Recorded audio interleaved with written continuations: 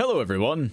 Today, I'm going over a budget commander deck that I've built around Abuelo, Ancestral Echo, an Azorius commander from the Lost Caverns of Ixalan. As always, I've designed this deck to list for less than $45 at the time of recording, using prices listed by Scryfall, though this won't include the cost of shipping, taxes, or the like. But that all being said, Abuelo, Ancestral Echo is a 2/2 legendary spirit with flying and ward 2 that costs a generic white and a blue mana to cast, and has an activated ability costing a generic white and blue that lets you slow flicker an artifact or creature you control, exiling it and returning it to the battlefield at the end of your next end step. And since we don't have to tap Abuelo to do this, we can flicker pretty much any of our non-land permanents at any time with Abuelo, provided we have the mana to pay for it, which gives us access to a method to dodge some of our opponent's removal spells, but can also be used to access enter the battlefield effects multiple times in a game. Which leads us nicely into what this deck aims to do in a game. As just alluded to, this deck is going to involve a lot of enter the battlefield effects on creatures and artifacts that we can flicker with Abuelo to access multiple times in the game. A large portion of these effects will create creature tokens to help us go wide, but there's plenty of other enter the battlefield effects, including draw, interaction, and fetching lands. Additionally, we'll make use of some flicker spells that are either more mana efficient than Abuelo's ability, or gives us some bonus effects while flickering.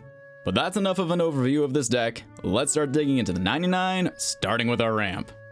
To start, we have some enter the battlefield land tutors with the Sad Robot Solemn Simulacrum, Core Cartographer, and Ecologist Terrarium, each of which could be flickered with Abuelo to get their enter the battlefield effect again. Solemn Simulacrum lets you tutor a basic land onto the battlefield tapped upon entering the battlefield, and lets you draw when it dies. Core Cartographer has you tutor a plains card, not necessarily a basic, onto the battlefield tapped when it enters the battlefield, and Ecologist Terrarium tutors a basic land, which you reveal, then put into your hand. Then for some more standard ramp, Wayfarer's Bauble tutors a basic land onto the battlefield tapped. Then Mindstone, Liquimetal Torque, and Prismatic Lens are all generic producing mana rocks. Marble Diamond and Sky Diamond will tap for white and blue, respectively. Felwar Stone is likely to tap for at least one of our colors, and Arcane Signet will tap for white or blue as needed. Azorius Signet will convert one mana into a white and a blue mana. And finally, Talisman of Progress taps for a generic, or can tap for white or blue mana, but pings you for 1 damage in the process. But now let's move on to discussing our permanents that will make creature tokens upon entering the battlefield. To start, we have Seller of Songbirds, Aviation Pioneer, and Staff of the Storyteller, each producing a 1/1 flying creature token upon entering the battlefield. Staff of the Storyteller additionally gives us access to some card draw, as it gains counters when making creature tokens, which can be spent while tapping the staff with 1 white mana to draw a card. Then Sandstep Outcast can make a 1/1 flying spirit creature token upon entering the battlefield, or you could technically give it a +1/+1 counter, but the creature token is likely more useful in this deck. And Aether Channeler can make a 1/1 flying bird creature token upon entering the battlefield, but it can also bounce a non-land permanent to its owner's hand as some interaction, or it could let us draw a card as well. Then we have Blade Splicer and Wing Splicer, which make 3/3 golem creature tokens, Phyrexian Golem for Blade Splicer, upon entering the battlefield, and give our golems first strike and flying respectively.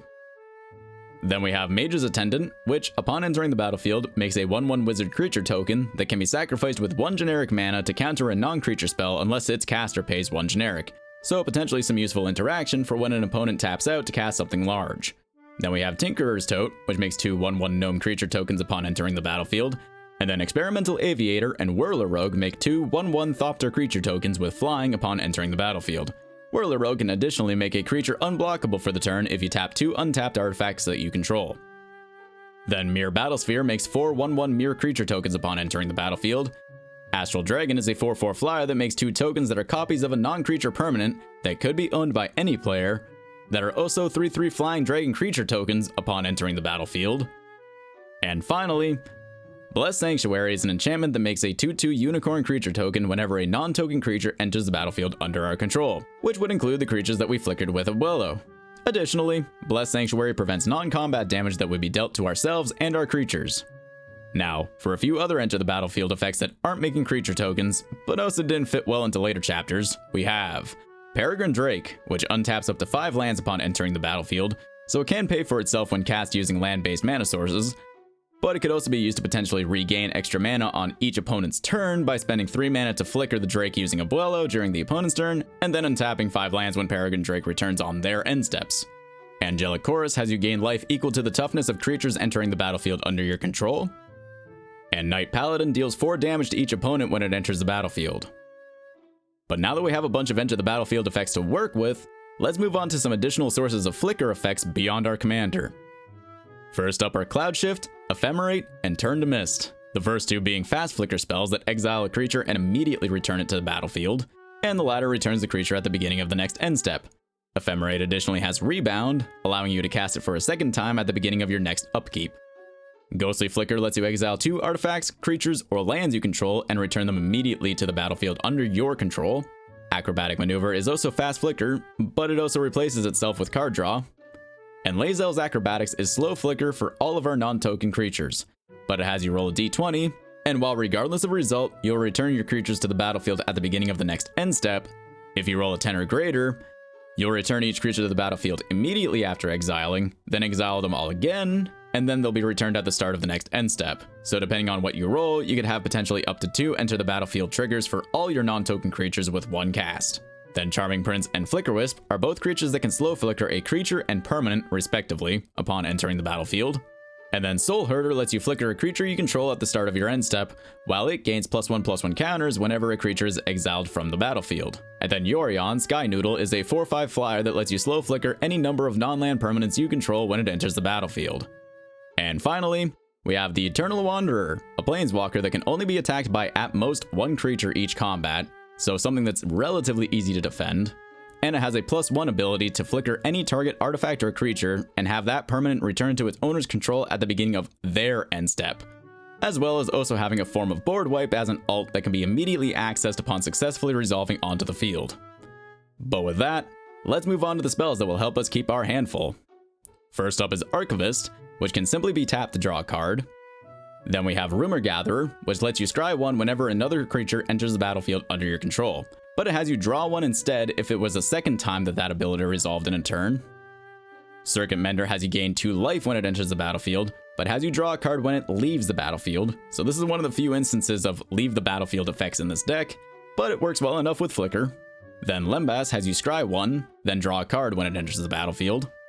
Spirited Companion and Fibblethip the Lost also have you draw when they enter the battlefield, though note that if you target Fibblethip with a spell, Fibblethip gets shuffled into your library, so probably best not to try to flicker him with any of the previously mentioned flickering instant spells. Wall of Omens is a 0/4 defender that has you draw when it enters the battlefield, and Priest of Ancient Lore and Elite Guard Mage each have you draw and gain 1 and 3 life upon entering the battlefield, respectively. And finally, Muldrifter, Thought Monitor, and Cloudblazer all have you draw 2 cards upon entering the battlefield, Cloudblazer additionally giving you 2 life. Now, let's stop focusing on our own board and start looking into the spells that we can use to interact with the things our opponents are doing. First up are Counterspell and Stoic Rebuttal, which can counter any target spell, and Negate, which can counter a non-creature spell. Then Swords to Plowshares and Path to Exile will let us exile a target creature, but not in the flickering way. Generous Gift and Stroke of Midnight let us destroy a target permanent, though its owner gets a 3/3 elephant or 1/1 human creature token in return.